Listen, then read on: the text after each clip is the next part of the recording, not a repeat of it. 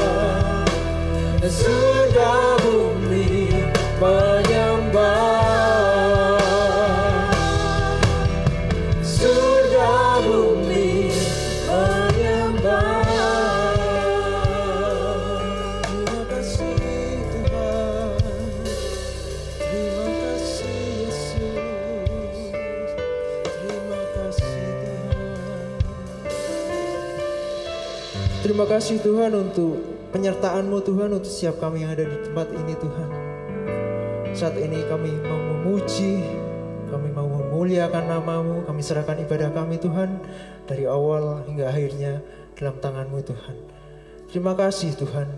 Dalam nama Tuhan Yesus kami sudah berdoa. Semua yang percaya katakan amin. Ada sukacita di tempat ini? Amin. Yang bersukacita bisa lambaikan tangan saudara.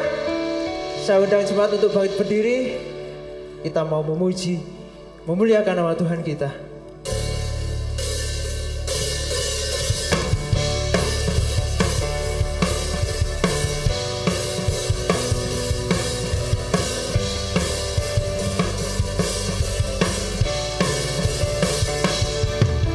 Tak terbayang kebesaran-Mu dan tak terbanding kekuatan-Mu Tuhan. Kau megah bagiku segenap jiwa dan pengharapan telah ku serahkan untuk rencana-Mu Tuhan. Kau Raja atasku, hanya Kau yang layak ditinggikan. Semuanya katakan ajaib Kau Tuhan, agung dan perkasa. Kau sumber kemenanganku, layak berkuasa, pemerintah selamanya. Yesus Kaulah Raja mulia.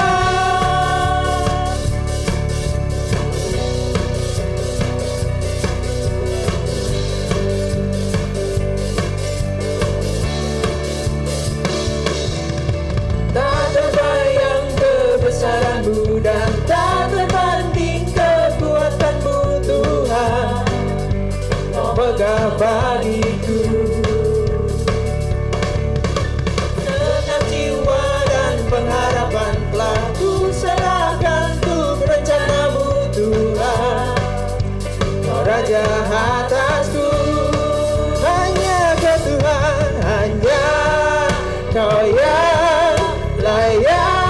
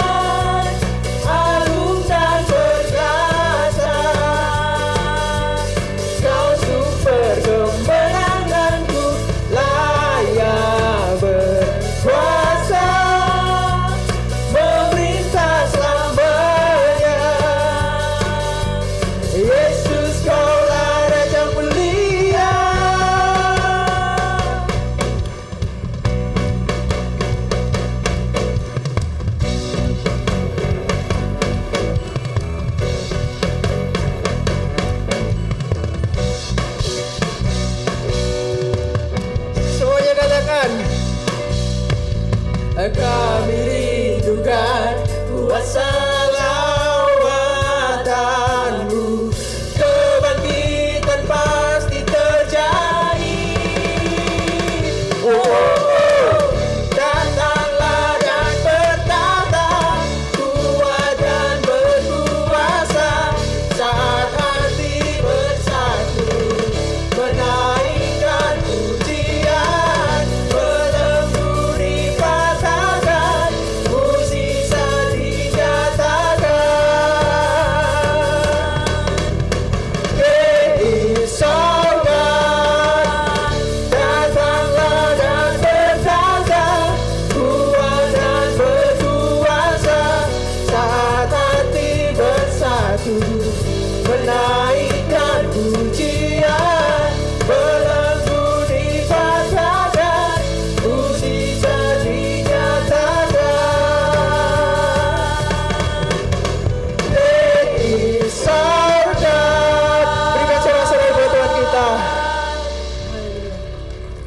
yang siap untuk menerima firman Tuhan bisa lambaikan tangan saudara.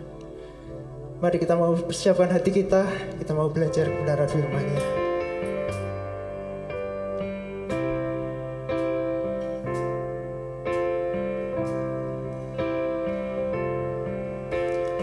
Roh Kudus hadir di sini, pribadi yang menawan dan suci. Kami rindu Tuhan.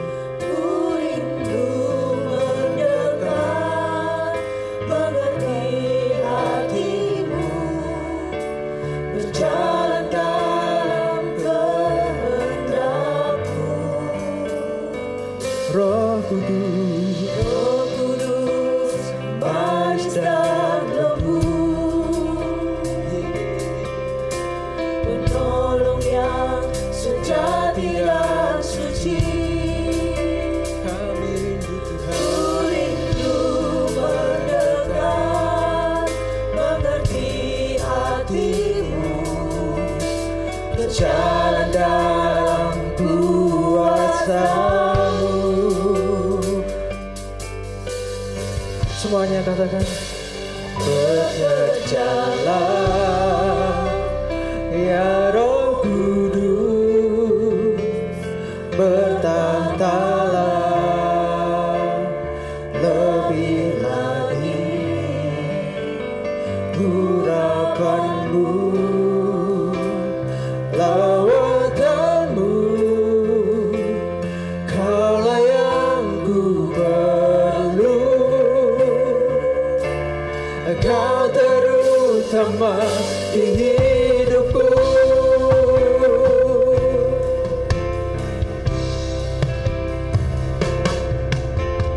Roh Kudus hadir di sini, pribadi yang menawan dan suci.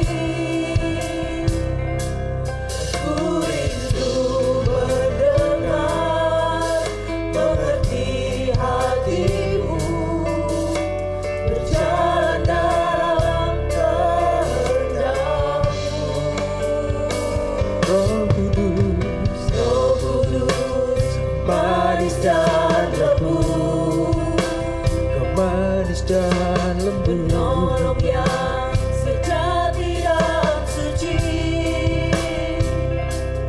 Ku rindu mendengar, mengerti hatimu, berjalan dalam kuasa-Mu. Bekerjalah ya Roh Kudus, bertahtalah lebih lagi, urapanmu, lawatanmu, kaulah yang ku perlu. Kau terutama di hidupku. Bekerjalah ya Roh Kudus, bertahtalah lebih lagi, urapanmu, lawatanmu, kaulah yang ku perlu. Kau terutama di hidupku. Jemaat katakan dengan iman.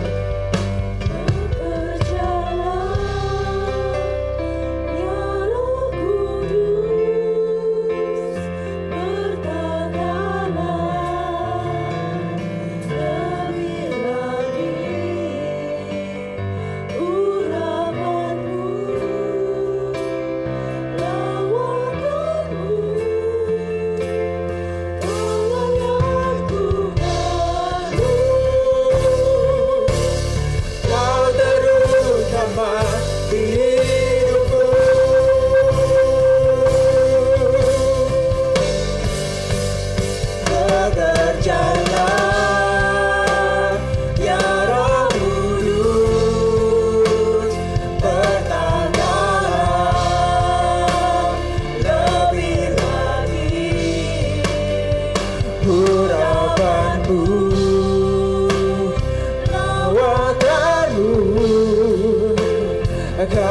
yang ku perlu, kaulah yang ku perlu, kaulah yang ku perlu, hanya Kau Roh Kudusku, kaulah yang ku perlu,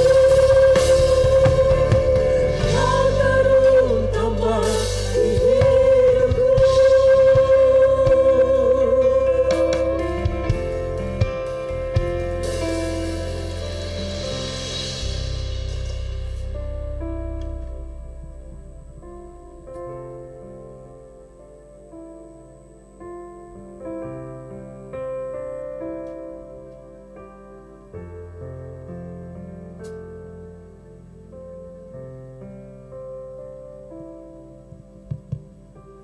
Ya Roh Kudus, kami sungguh memerlukan Engkau. Berkaryalah Tuhan di dalam hati anak-anak-Mu yang rindu pada sore hari ini untuk mengalami Engkau. Dan biarlah Roh-Mu yang memberikan pengertian kepada kami semua, bagaimana Engkau dapat bekerja di dalam kehidupan kami. Pimpin kami semua ya Tuhan. Dan kami mau bersama-sama belajar pada malam hari ini di dalam kekuatan kuasa-Mu, di dalam nama Tuhan Yesus Kristus. Amin. Silakan duduk, saudaraku sekalian. Puji nama Tuhan. Ya. Terima kasih. Ya. Baik. Kembali kita akan berkumpul di tempat ini, kita bersama-sama memperingati penantian 10 hari reli doa menuju Pentakosta. Dan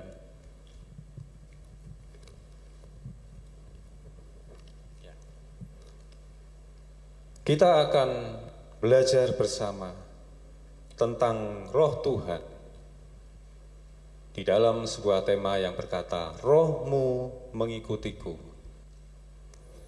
Dan kita bersama-sama akan membaca di dalam Mazmur 139 ayat yang ke-12, ayat yang ke-7 sampai dengan ke-12.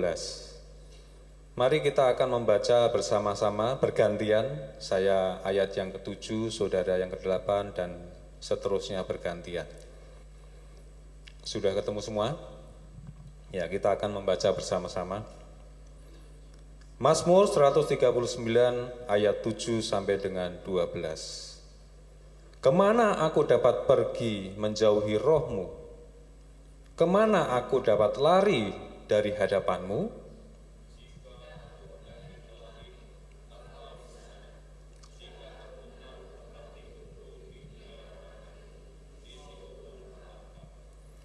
Jika aku terbang dengan sayap fajar dan membuat kediaman di ujung laut,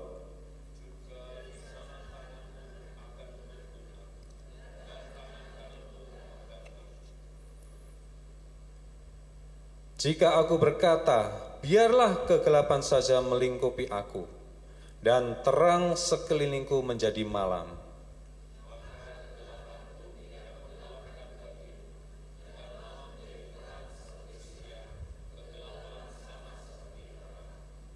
ya, saudara, Mazmur 139 ini merupakan perenungan yang luar biasa yang dituliskan oleh Raja Daud.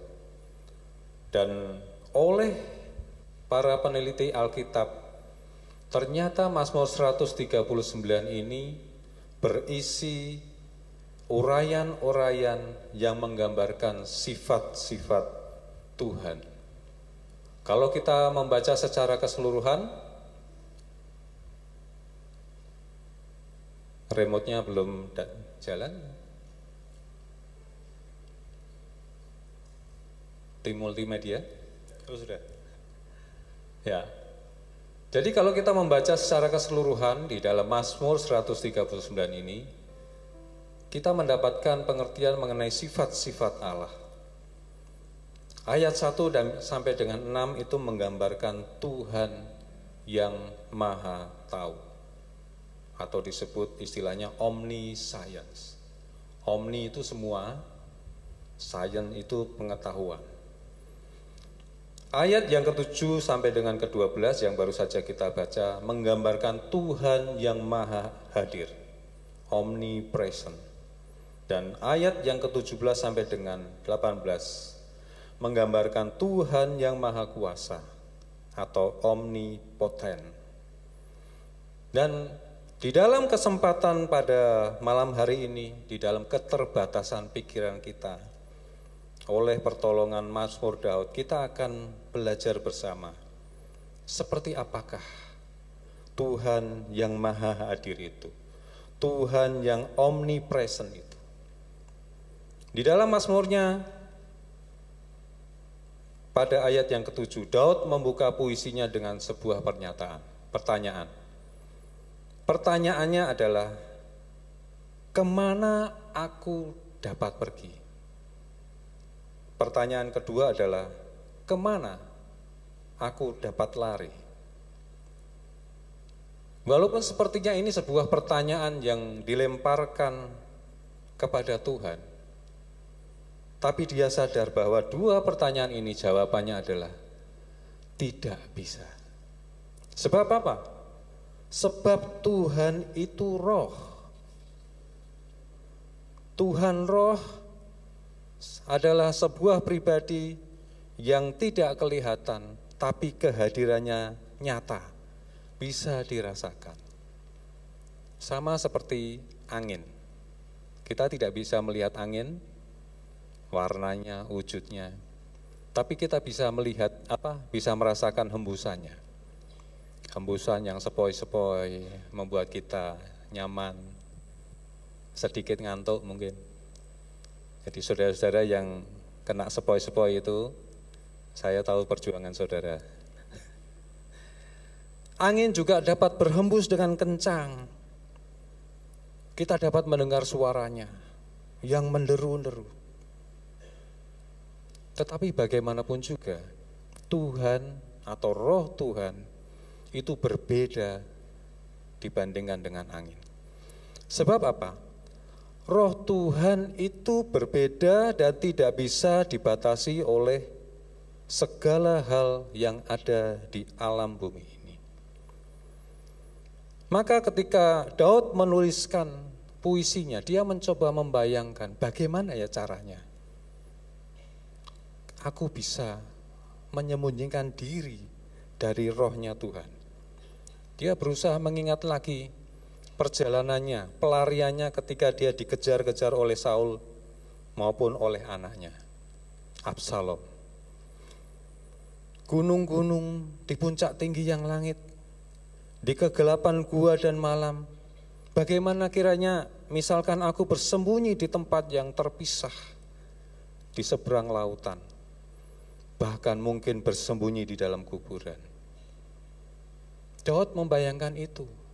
Kira-kira bisa enggak ya? Tetapi di akhir perenungannya itu, Daud menemui sebuah kesimpulan. Sepertinya aku tidak bisa. Karena apa? Karena roh Tuhan tidak dapat dibatasi oleh apapun juga. Silakan saudara bisa menggambarkan benda-benda yang saudara bisa ingat. Apakah ada yang bisa membatasi roh Tuhan? Jadi roh Tuhan secara singkat tidak bisa dibatasi oleh yang namanya ruang, benda, dan waktu. Disingkat RBW, ruang, benda, dan waktu. Kita manusia ini dibatasi banget oleh ruang, benda, dan waktu. Sementara kita ada di tempat ini, orang yang di depan gedung ini tidak bisa melihat keberadaan kita. Dulu kita waktu kecil kan sering main peta umpet nih. Kalau kita menemukan persembunyian yang sangat rahasia, teman-teman kita tidak akan bisa menemukan. Karena kita dibatasi oleh ruang. Kita dibatasi oleh benda.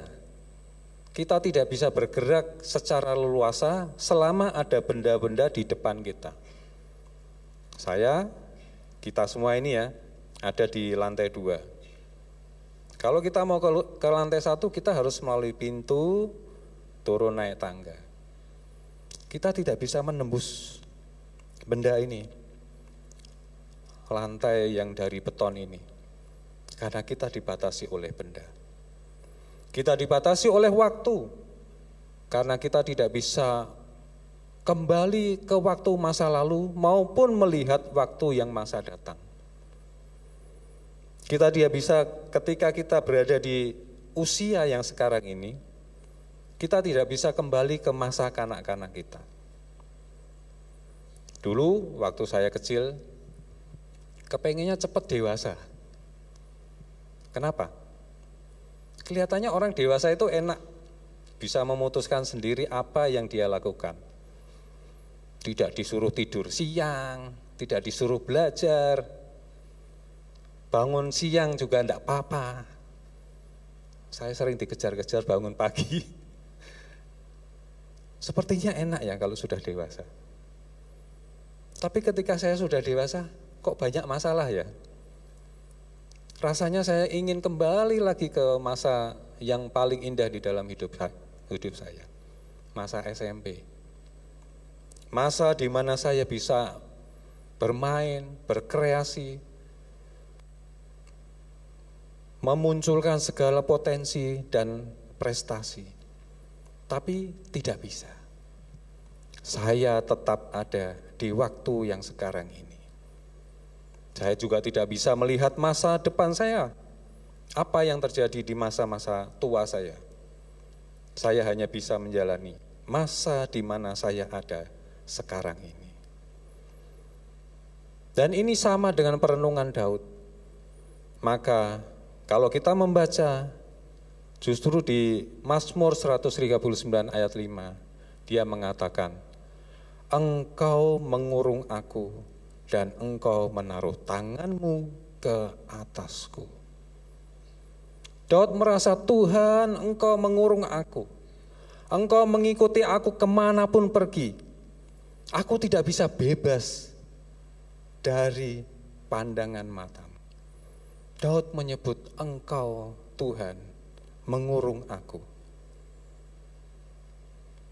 Bahkan kalau kita baca di ayat yang kedua, Daud berkata, Engkau mengetahui kalau aku duduk atau berdiri. Engkau mengerti pikiranku dari jauh. Di dalam perasaan yang campur aduk, perasaan mungkin lelah, pasrah, sekaligus kagum terhadap kemahahadiran Tuhan. Maka di ayat-ayat terakhir Mazmur ini, Daud berkata kepada Roh Tuhan, selidiki aku ya Allah, dan kenalah hatiku. Ujilah aku dan kenalah pikiran-pikiranku. Lihatlah, apakah jalanku serong, dan tuntunlah aku ke jalan yang kekal. Dari perenungan yang sudah kita lihat bersama, apa, refleksi apa, manfaat apa dari pembacaan kita pada malam hari ini. Daud menuliskan mazmurnya di masa-masa perjanjian lama. Lalu apa maknanya bagi kita yang hidup di masa perjanjian baru ini? Yang pertama ya, kita akan melihat bahwa Roh Tuhan adalah sama dengan Roh Kudus. Dia adalah pribadi yang sama. Kalau di dalam perjanjian lama Daud memanggil Roh Tuhan, di perjanjian baru Yesus Kristus memperkenalkan kepada kita Roh Kudus. Roh Kudus adalah pribadi yang kekal. Dia ada di masa kekekalan, di kekekalan masa lalu, dan akan terus ada di kekekalan masa datang. Dia memiliki otoritas penuh atas segala makhluk bumi dan seisinya, segala alam jagat raya. Dia memiliki otoritas penuh. Maka Kalau kita benar-benar menyadari Roh Kudus adalah pribadi yang kekal, berotoritas, berarti kita harus sungguh-sungguh menghormati Dia. Sungguh-sungguh melakukan pengagungan yang tertinggi kepada Roh Kudus. Dan kalau Daud berkata di dalam Mazmurnya, dari belakang dan dari depan, Engkau, Roh Kudus, mengurung aku. Dan Engkau, Roh Kudus, menaruh tangan-Mu ke atasku. Maka seharusnya kita juga sadar bahwa Roh Kudus itu sangat dekat dengan kita. Dia mengurung kita saat ini. Dia ada sangat dekat. Kalau saudara setuju dan saudara merasa Roh Kudus sangat dekat, pertanyaannya, sudahkah Roh Kudus memenuhi hidup kita? Sudahkah Roh Kudus memenuhi hidup kita, mengurapi kita? W.L. Singer, apakah saudara merasa Roh Kudus sudah memenuhi hidup kita? Pasti ada yang menjawab, sudah. Ada yang ragu-ragu, gimana ya rasanya diurapi oleh Roh Kudus? Bagi saudara-saudara yang merasa dan berkata, mengakui bahwa Roh Kudus sudah mengurapi hidupku, pertanyaannya, rasanya bagaimana? Apa yang saudara alami ketika Roh Kudus memenuhi hidup kita? Dan saya berdoa bersungguh-sungguh supaya malam hari ini kita akan mendapatkan pengertian yang benar. Supaya kita tidak lagi ragu-ragu. Sepulang dari tempat ini, saat ini juga, saya berdoa, Roh Kudus memberikan pengertian kepada saudara supaya kita tidak lagi ragu-ragu, tidak lagi cemas, dan percaya bahwa Roh Kudus itu ada dan siap memenuhi kehidupan kita. Bahwa Dia detik ini juga siap untuk mengurapi kita. Bahwa Dia siap untuk mengiringi perjalanan hidup kita sampai kemudian pada waktunya. Jadi, yang harus kita ketahui adalah syarat bagaimana Roh Kudus bisa memenuhi hidup kita. Syaratnya apa? Syaratnya adalah percaya di dalam pengorbanan Yesus Kristus. Itu syarat yang utama. Di dalam pengajarannya di Efesus pasal 2 ayat 11 sampai dengan 13 dikatakan, karena itu ingatlah bahwa dahulu kamu sebagai orang-orang bukan Yahudi menurut daging, yang disebut orang-orang tak bersunat oleh mereka yang menamakan dirinya sunat, yaitu sunat lahiriah yang dikerjakan oleh tangan manusia. Bahwa waktu itu kamu tanpa Kristus, tidak termasuk kewargaan Israel dan tidak mendapat bagian dalam ketentuan-ketentuan yang dijanjikan, tanpa pengharapan dan tanpa Allah di dalam dunia. Tetapi sekarang di dalam Yesus, kamu yang dahulu jauh sudah menjadi dekat oleh darah Kristus. Jadi syarat yang pertama untuk kita bisa mengalami jamahan Roh Kudus, pengurapan Roh Kudus, percaya oleh pengorbanan Yesus Kristus di kayu salib. Itu jalan masuk yang pertama. Karena oleh penebusan Yesus Kristus, kita yang dahulu bangsa asing, bangsa yang tidak pernah menerima perjanjian sebagai bangsa pilihan, sudah dikuduskan, dipersatukan di dalam kerajaan Allah. melalui pengorbanan Yesus Kristus. Di dalam pasal yang sama, Rasul Paulus berkata bahwa di dalam Dia tumbuh seluruh bangunan rapi tersusun menjadi bait Allah yang kudus di dalam Tuhan. Di dalam Dia juga turut dibangunkan menjadi tempat kediaman Allah di dalam Roh. Sebelum kita mengenal Yesus Kristus, percaya akan pengorbanannya, kita ini seumpama bangunan yang rusak, bangunan yang porak-poranda. Gambarannya seperti apa? Saudara kalau mengikuti berita bagaimana perang di Gaza, saudara akan tahu bentuk bangunan yang porak-poranda itu. Tetapi oleh karena pengorbanan Yesus Kristus, kita dibangun kembali menjadi bait Allah. Menjadi bait Allah, tempat apa? Tempat kediaman Allah di dalam Roh. Nah, mari kita perhatikan yang namanya bait Allah ini. Karena kita ini adalah bait Allah.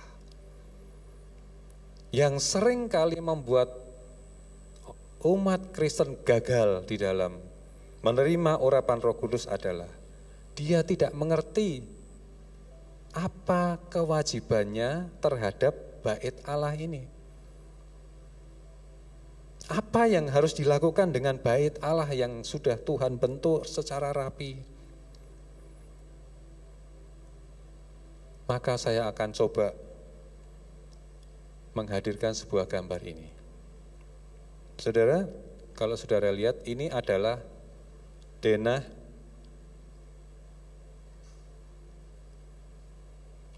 nggak kelihatannya. Nah, ini adalah denah kemah suci, ini adalah pelatarannya, dan ini adalah ruang kudus dan ruang Maha Kudus. Ini adalah gambaran bait Allah atau kemah suci yang nantinya kemudian dibangun menjadi bait Allah. Bagiannya sama, ada pelataran, ada ruang suci, ada ruang Maha Suci. Di pelataran itu ada sebuah perkakas, dua perkakas. Perkakas yang pertama adalah mezbah korban bakaran. Tempat imam menyampaikan korban-korban bakaran kepada Tuhan. Baik itu korban petang, korban pagi, juga korban-korban di perayaan-perayaan tertentu. Perkakas yang berikutnya adalah bejana pembasuhan. Jadi imam kalau mau masuk ke ruang kudus, dia harus membasuh tangan dan kakinya di bejana ini. Kemudian di dalam ruang Maha Kudus, di ruang kudus ada 3 perkakas, yaitu meja roti sajian. Imam harus menyediakan roti ini harus tersedia. Ya. Imam harus menjaga bahwa roti ini harus tersedia. Itu adalah roti sajian, roti yang tidak beragi. Kemudian ada lampu menorah, dan imam juga harus setiap petang bertugas menyalakan lampu ini untuk menerangi ruang suci ini. Yang berikutnya adalah mezbah pedupaan, tempat untuk membakar harum-haruman, kemenyan, dan mur dan sebagainya, dengan campuran-campuran yang khusus, supaya ruang kudus ini menjadi harum. Dan yang paling penting adalah ruang Maha Suci di mana terdapat tabut perjanjian. Tidak setiap hari imam masuk ke ruang Maha Suci. Imam besar memasuki ruangan itu setahun sekali di saat perayaan Yom Kippur. Pada saat itu yang dikorbankan ada lembu, domba jantan, dan kambing jantan. Darah dari 3 hewan itu akan dibawa oleh imam kepala masuk ke dalam ruang kudus, kemudian diteteskan ke atas tutup pendamaian. Dan apabila imam kepala melakukan itu dengan benar, maka kemuliaan Tuhan akan turun. Roh Tuhan akan memenuhi bait Allah ini. Nah sekarang, bagaimana dengan bait Allah kita? Bait Allah perjanjian baru. Korban-korban bakaran dan darah yang harus diteteskan di atas tutup pendamaian, semua sudah diselesaikan di dalam pengorbanan Yesus Kristus di kayu salib. Maka ketika pengorbanan itu semua sudah selesai, Yesus berkata di atas kayu salib itu, Nislam, yang artinya sudah lunas, sudah genap.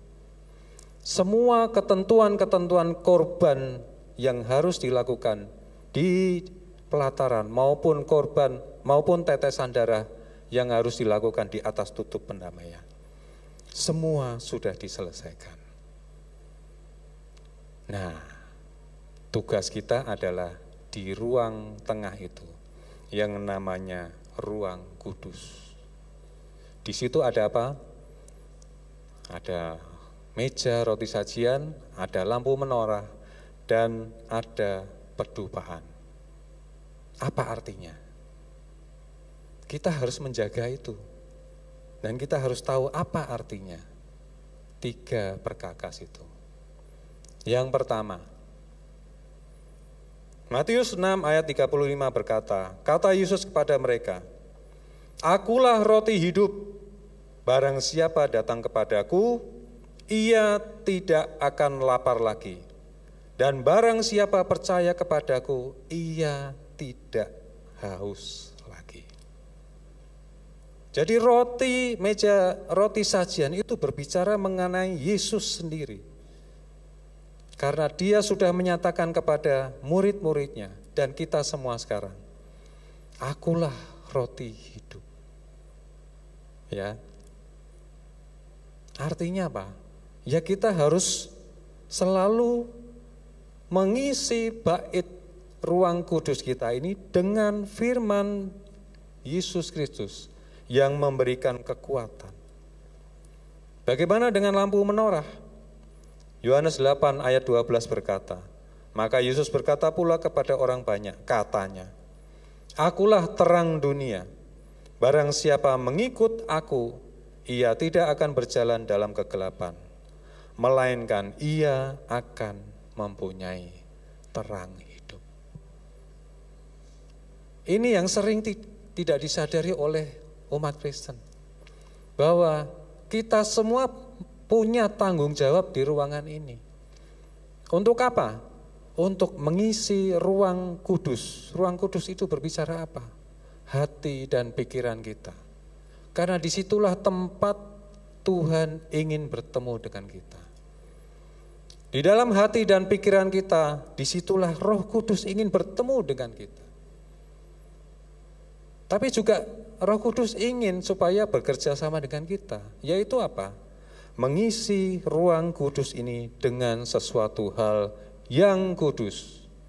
Apa itu? Firman Tuhan. Jadi kewajiban kita apa? Setiap hari isilah hati dan pikiran kita dengan firman Tuhan. Maka kalau ada kegiatan grup-grup baca Alkitab itu sangat berguna untuk membuat kita terus bersemangat, karena kita membaca Alkitab selalu kalau telat gitu diingatkan oleh yang lain. Ayo baca Alkitab, baca Alkitab. Ada yang 1 pasal, ada yang 5 pasal.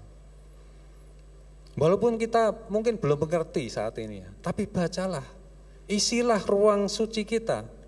hati dan pikiran kita dengan firman Tuhan.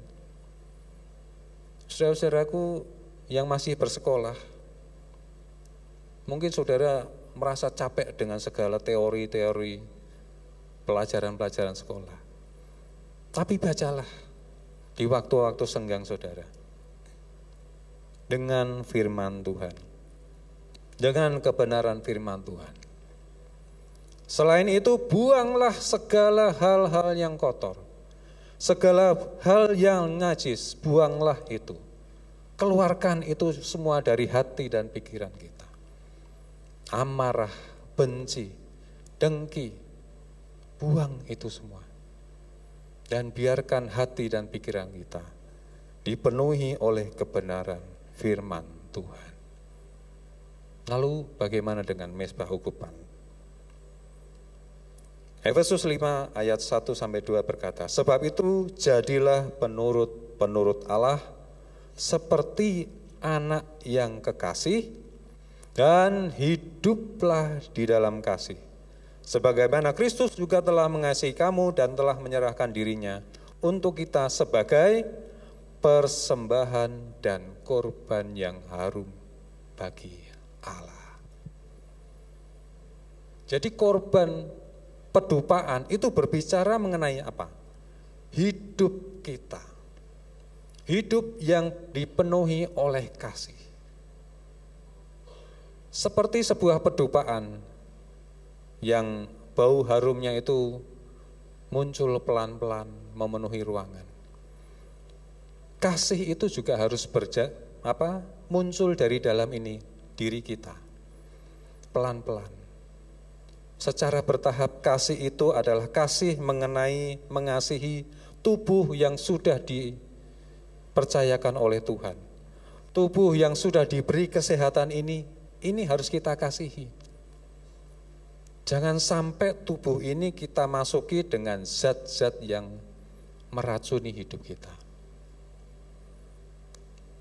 Jangan sampai tubuh yang sehat ini dimasuki dengan makanan-makanan yang terlalu berlebihan.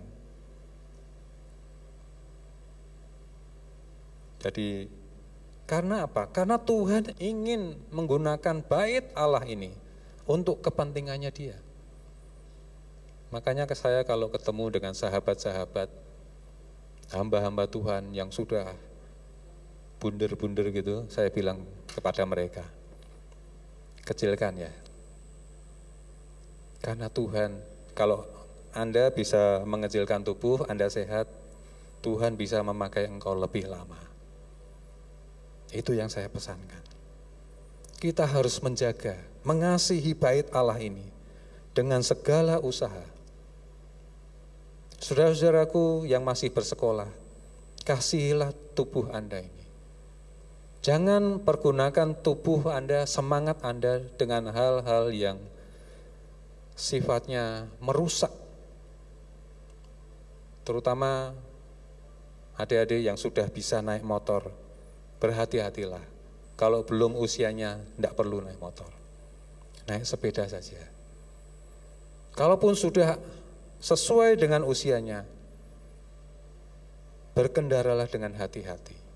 Sayangilah bait Allah ini, karena Tuhan ingin memakai engkau untuk tujuannya yang mulia. Saudara-saudara yang bekerja, jangan sampai gila kerja. Bekerjalah sesuai dengan bahasa tubuh kita. Sedapat mungkin kalau memang itu bukan sesuatu hal yang terpaksa, gunakanlah waktu istirahat dengan baik. Supaya Tuhan tetap bisa memakai hidup kita untuk alat kemuliaan. Hiduplah di dalam kasih. Ini yang perlu menjadi perhatian kita. Karena apa? Kalau kita sudah mau hidup di dalam kasih, maka ketika ruang suci itu penuh dengan aroma harum, aroma kasih, maka kasih itu akan keluar. Asap yang harum itu akan keluar ke pelataran. Hidup kita yang penuh kasih itu akan keluar mempengaruhi sekeliling kita, keluarga kita, saudara-saudara kita. Dan kalau itu terus kita jaga, maka keharuman kasih itu akan keluar kepada komunitas kita. Kelompok-kelompok PDF. Kalau kita semua kelompok-kelompok PDF menjaga hidup yang penuh kasih ini, maka itu akan terus mengalir. Semerbaknya akan terus meluas kepada masyarakat sekeliling kita. Dan perlu saudara ketahui, kalau kita sudah melakukan tugas kita ini, maka Roh Kudus berkenan hadir. Roh Kudus berkenan untuk menguasai hidup kita. Roh Kudus akan mengurapi kita dan berkarya. Berkarya dalam apa? Dalam kasih. Karya Roh Kudus yang terbesar adalah kasih.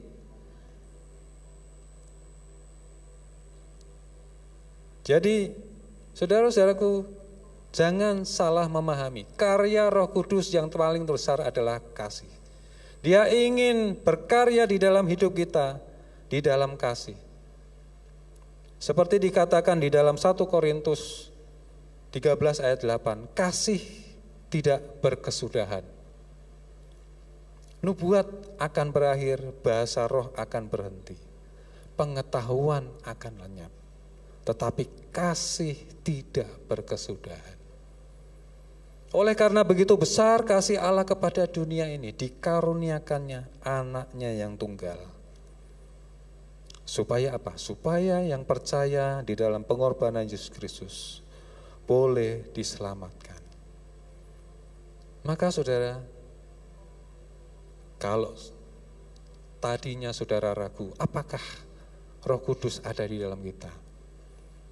Dengarkan baik-baik, karena Roh Kudus mau bekerja sama dengan kita di dalam karyanya yang terbesar, yaitu apa? Karya kasih. Karena Allah adalah kasih. Barang siapa tetap berada di dalam kasih, ia tetap berada di dalam Allah, dan Allah di dalam dia. Jadi saudara-saudaraku, mungkin kita pernah salah memahami bahwa kalau pengurapan Roh Kudus itu harus seperti pada masa-masa Pentakosta yang awal. Kepengen mendengar suara angin yang menderu, sehingga ada pendeta yang kemudian memanipulasinya dengan meniup mic-nya untuk meniru suara itu. Kita harus memahami bahwa Roh Kudus itu adalah roh yang lembut. Dia ada di sekeliling kita. Dia siap untuk memakai kita, mengurapi kita sepenuhnya. Yang sering kita salah adalah kita mengabaikan perkataan-perkataan kasih yang ada di dalam Roh Kudus.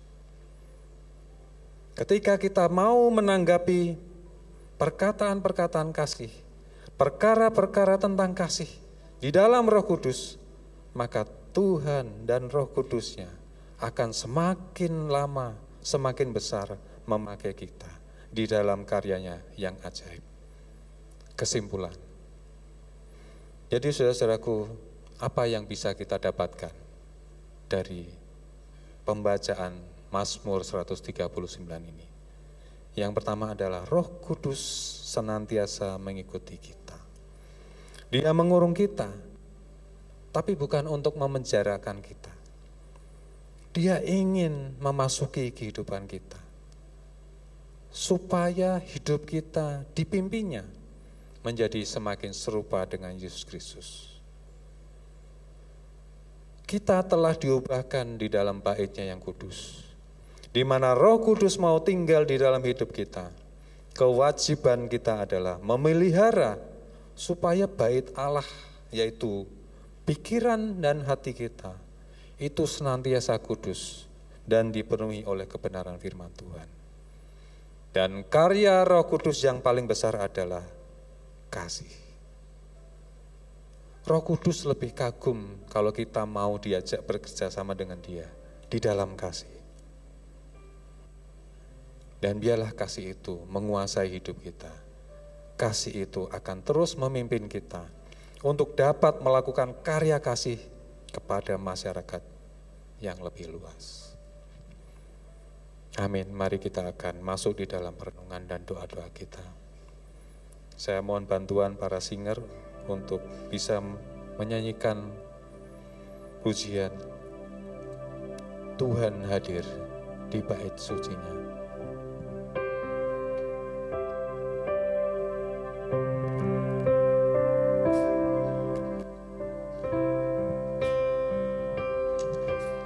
Tuhan hadir di bait kudusnya, saat umat mencari wajahnya, berseru, berdoa, bersujud menyembah, dan menikmati kehadirannya. Tuhan mau dekat dengan umatnya yang datang dengan segenap hatinya, berseru, berdoa, bersujud menyembah, dan menikmati kehadirannya.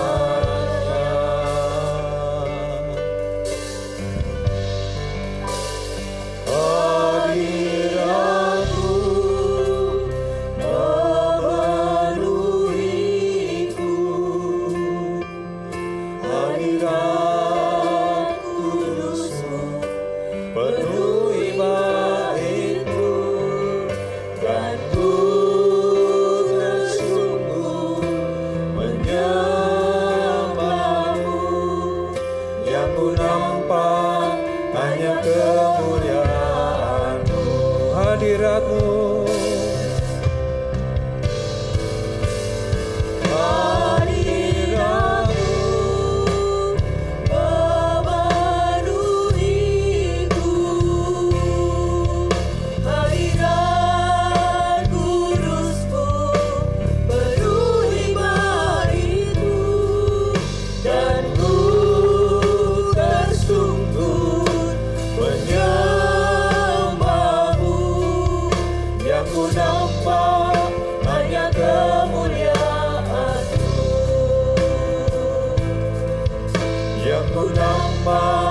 Hanya kemuliaan-Mu,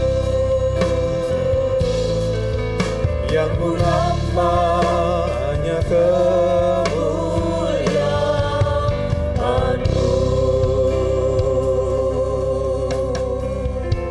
Terima kasih Tuhan, terima kasih ya Roh Kudus, Kau yang mengurapi hidup kami, Kau yang sangat dekat dalam hidup kami.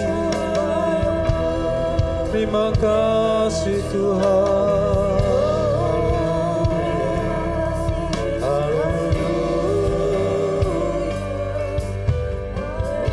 Mari saudara-saudaraku, saudara katakan kepada Tuhan, mari persilakan Roh Kudus Engkau pimpin hidupmu. Roh Kudus sangat dekat. Saudara bisa berkata kepada Roh Kudus saat ini juga, detik ini juga, Dia siap memenuhi hidup kita. Dia siap untuk mengurapi hati kita. Dia siap untuk memimpin hidup kita di dalam urapan Roh Kudus.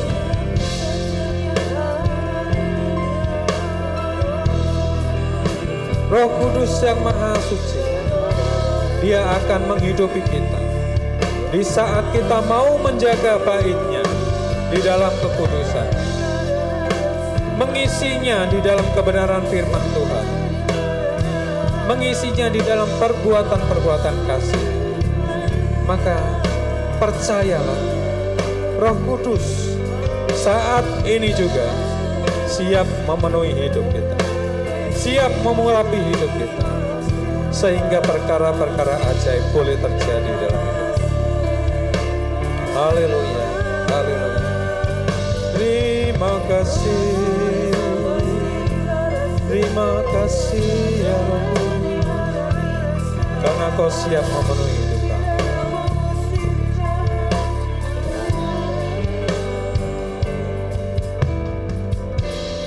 Terima kasih ya Roh Kudus, Engkau sungguh baik, kasih-Mu sungguh lembut, kasih-Mu Tuhan yang memperbaharui kehidupan kami, kasih-Mu Tuhan yang memberikan harapan yang luar biasa.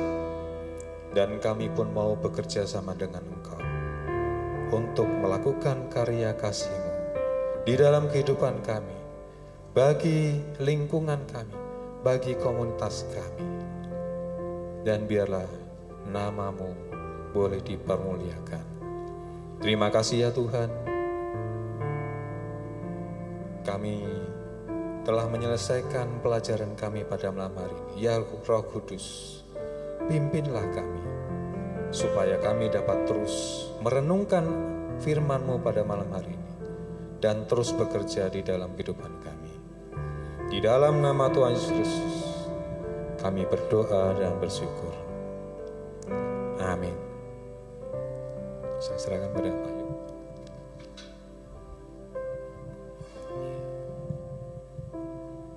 Ya, jeda 1 hari, besok kita mempersiapkan diri untuk mengikuti ibadah raya.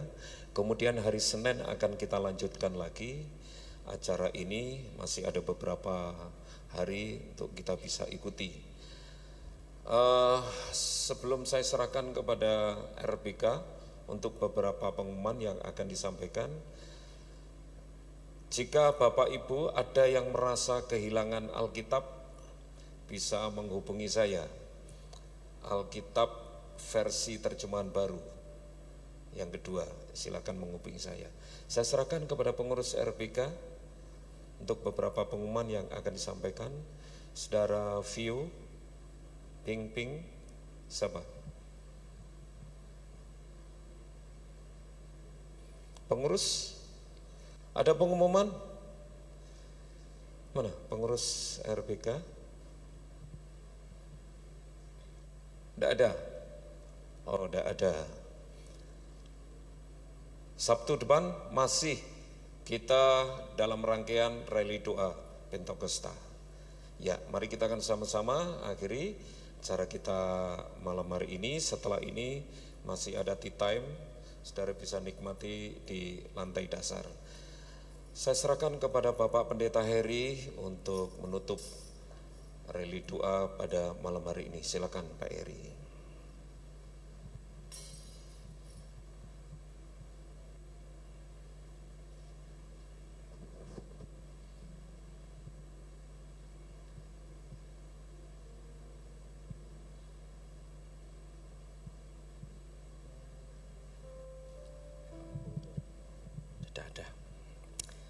Baik Bapak Ibu Saudara, mari kita akan mengakhiri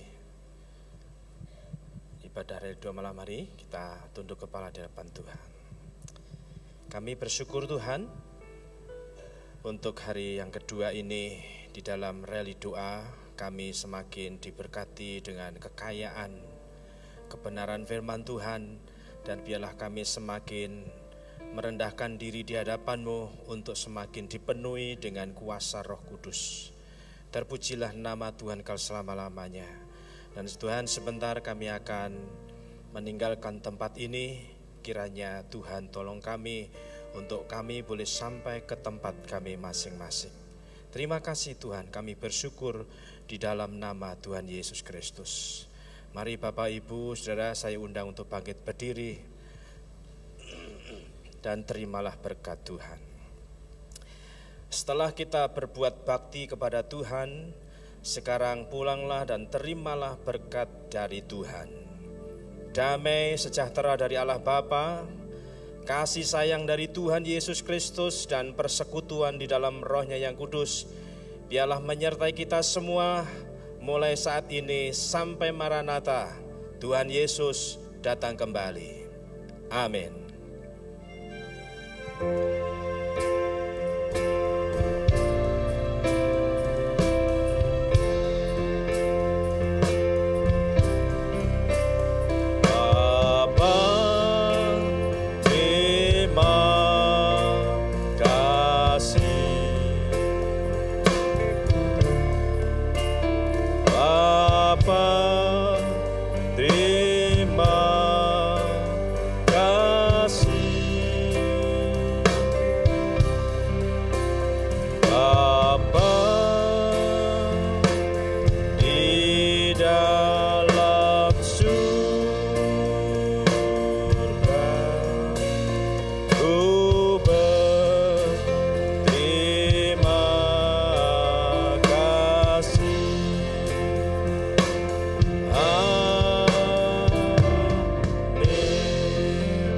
Selamat pulang, Tuhan Yesus memberkati.